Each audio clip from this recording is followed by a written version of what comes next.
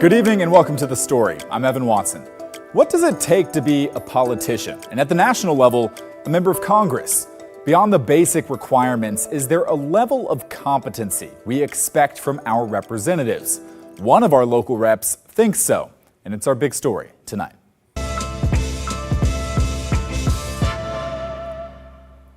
Washington Congresswoman Gluesenkamp Perez is trying to push for what she's calling a cognitive acuity standard for members of Congress. She wants it to be part of congressional ethics standards, saying it's a concern that she hears often from people in her district in Southwest Washington. Here she is last month at a meeting of the House Appropriations Committee, pitching the standard as an amendment to the legislative appropriations bill. When I go back home, what I hear from my neighbors is a conviction that Congress is this amorphous mass that hides behind their offices and are not being run by the elected member themselves, but by their staff. The amendment itself is pretty short. It directs the Office of Congressional Conduct to develop a standard for what constitutes conduct that does not reflect creditably upon the House, as it relates to a member of Congress's ability to perform the duties of office unimpeded by significant, irreversible cognitive impairment. But it was shot down almost immediately. The question's now on the amendment offered by the gentlelady from Washington. All those in favor say aye. All those opposed say no. No. The opinion of the chair, the noes have it. Pretty definitive there. Gluesenkamp Perez says she's not giving up, though, and she's going to keep pushing for standards around cognitive acuity. She says voters have questions about mental decline among members of Congress and whether or not their staff members are making those decisions for them. And it's eroding her constituents' trust in the federal government, she told us. 230,000 people in my newsletter. I sent it out and I actually polled them. And we've never seen this level of clarity back in a poll. It's obviously not like a scientific poll or anything like that, but 92% of respondents support my amendment. There's a real appetite for transparency and good governance, and that's what this is about. But perhaps not a real appetite in Washington, as heard by that voice vote. Representative Gluesenkamp Perez says Congress has all kinds of ethics rules. For example, what kind of gifts can they accept? But she says right now there's no criteria in place if someone has a concern about cognitive ability and how decisions are made. She'd like that to be added to those ethics rules. The Ethics Committee would develop a standard for complaints. The language says members' ability to perform the duties of their office unimpeded by significant, irreversible cognitive decline. Then the Ethics Committee could evaluate that the information that's outlined. They could make a determination about whether or not that applies to the member who this ethics claim was brought against. They would vote to decide if an ethics violation had occurred, and then there'd be a secondary vote about whether or not they're going to make that a public disclosure about the ethics, at which point presumably the body could choose to bring it up for removal. But I think it's providing more information to voters to make sure that there's clarity. It's not about usurping. I believe American citizens should determine the outcome of an election, not a committee, not anyone else, but the citizens of the district itself. Recently, you may have noticed some big headlines around the federal government, age, and potential cognitive decline. Gluesenkamp Perez was one of the first lawmakers to suggest that former President Joe Biden should drop out of the presidential race last year. She even said he should resign the office, saying at the time, "Like most people I represent in Southwest Washington, I doubt the president's judgment about his health, his fitness to do the job, and whether he is making important decisions about our country rather than unelected advisors."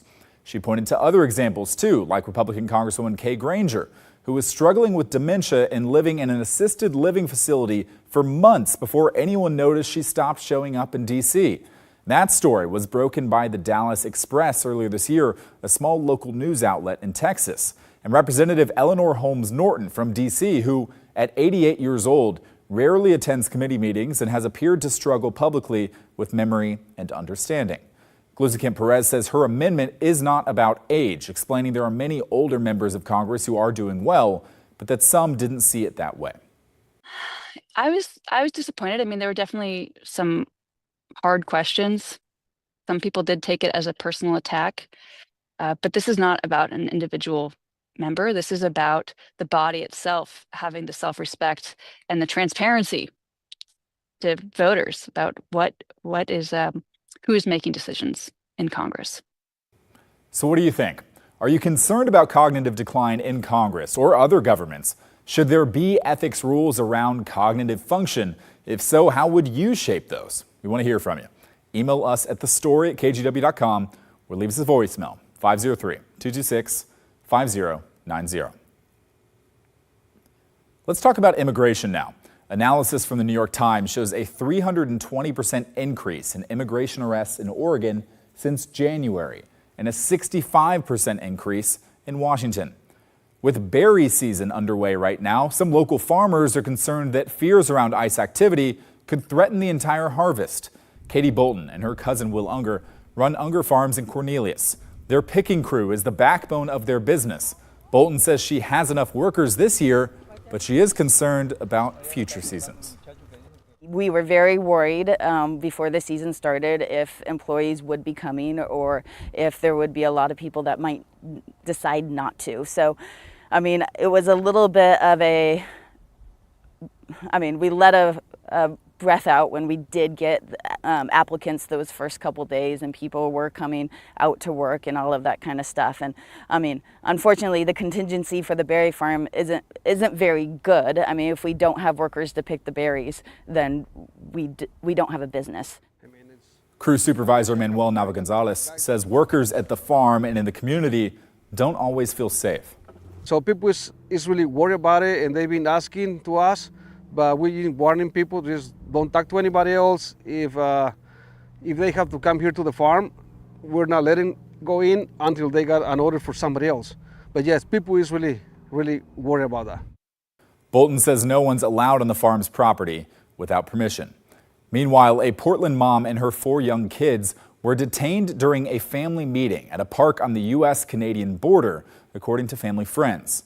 Jackie Merlos, her mom, and 4 children traveled up to a well-known meeting spot on the U.S.-Canadian border, Peace Arch Park, late last month. A family friend says Merlos' sister, who's a Canadian citizen, stepped over the line when she was saying goodbye. That friend says Border Patrol then stepped in and arrested Merlos, and they've been detaining her and her kids at a facility in the small city of Ferndale, Washington, ever since. Oregon Congresswoman Maxine Dexter says it took days to locate the family after Border Patrol misled her team about their location. And she was disappeared. We have had no ability to contact her despite being here for 2 days trying to connect with her. She's been denied access to counsel. She's been denied access to her U.S. representative, and her children, 4 of them, have been in a windowless cement cell for 2 weeks. This is inhumane. This is unacceptable. We are going to keep fighting for Jackie, her family, and families like hers across the country. Days later, the family friend says ICE picked up Jackie's husband, Carlos, in Portland.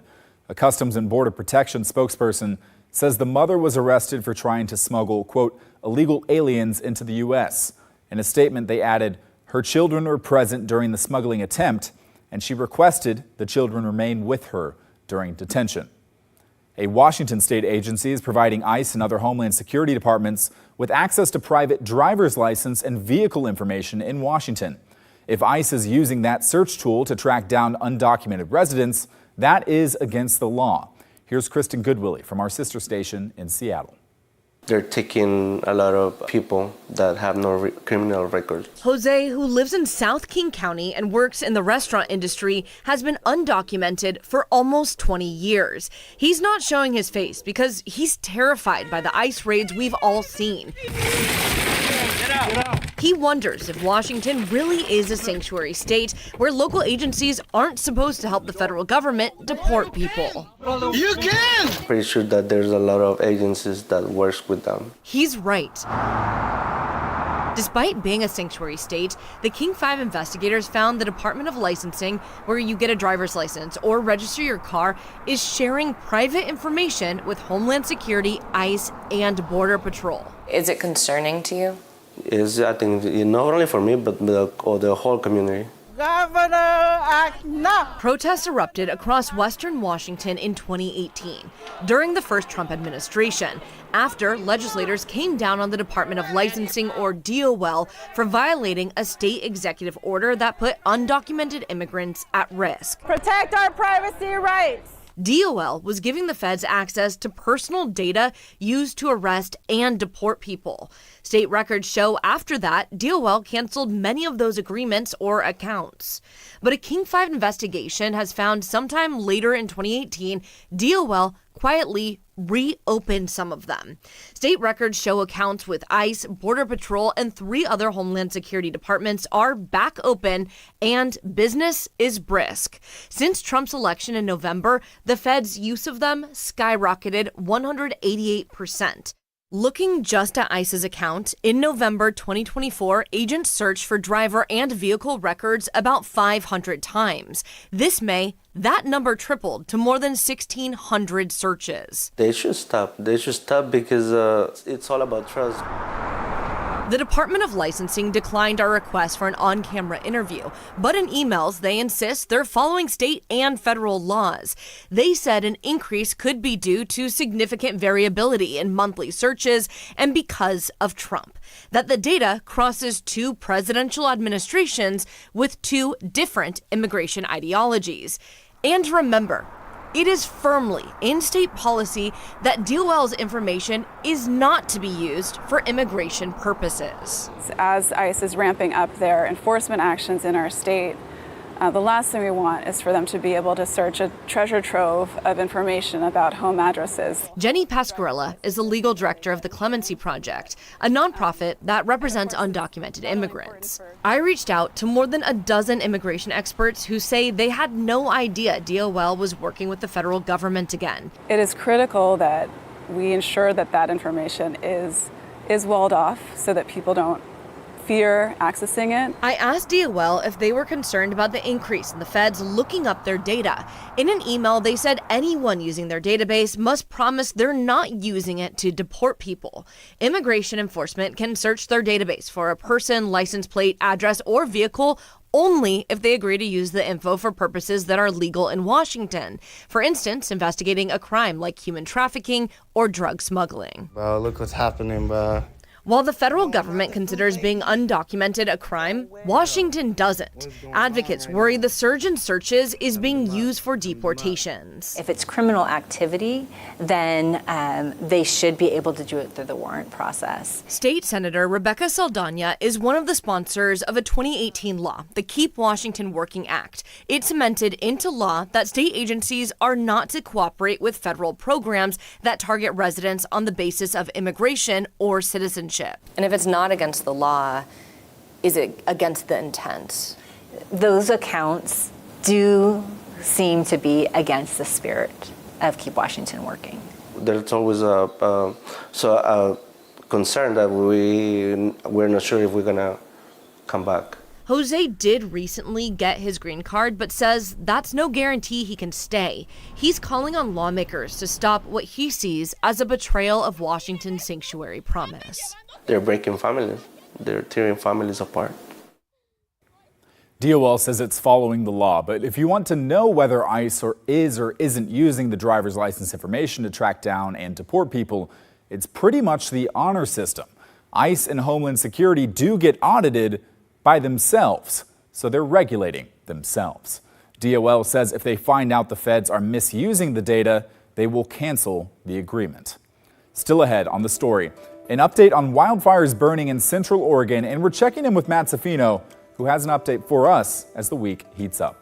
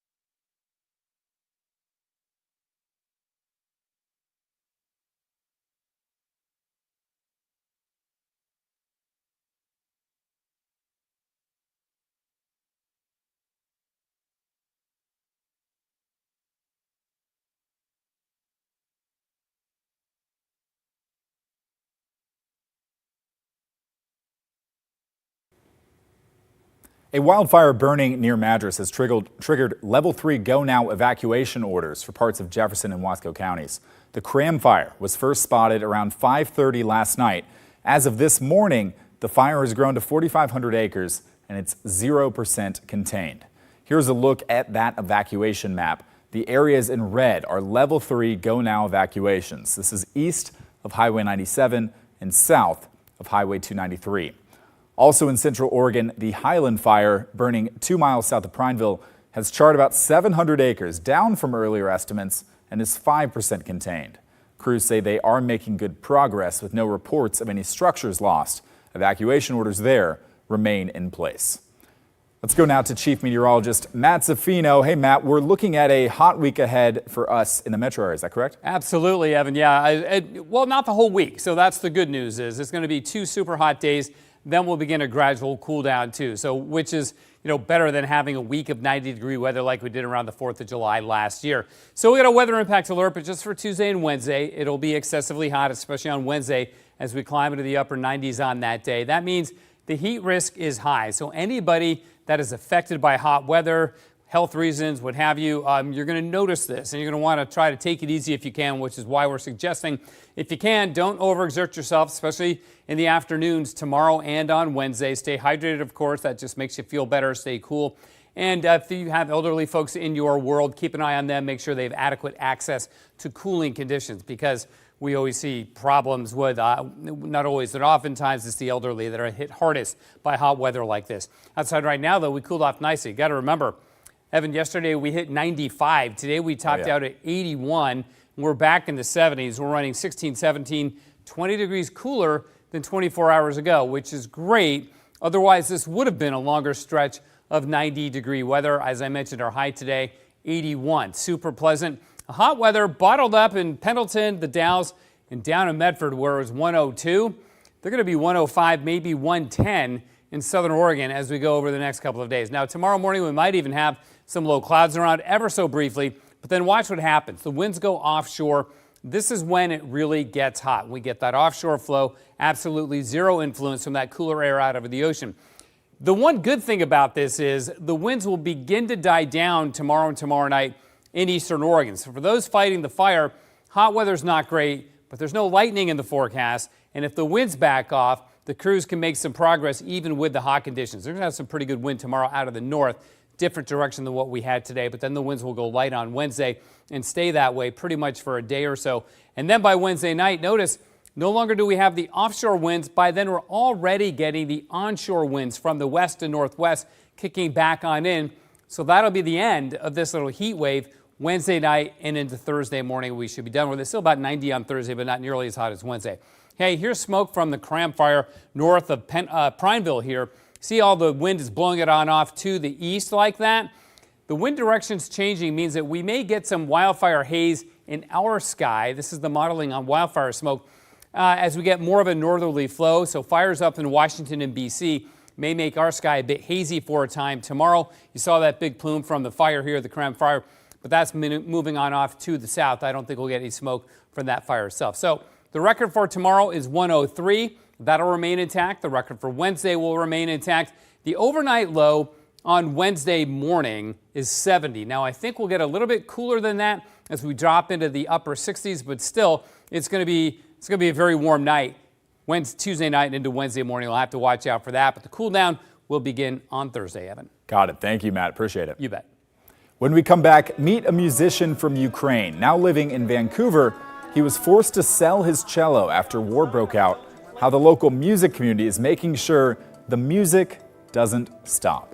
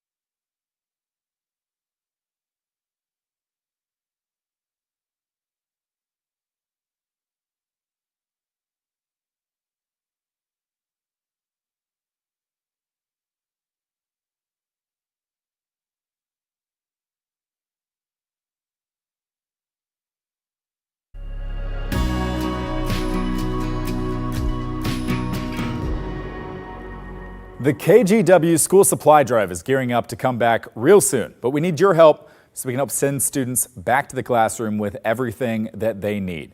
Visit kgw.com/school, sign up your business or organization, and we will send you an official collection kit. That's kgw.com/school.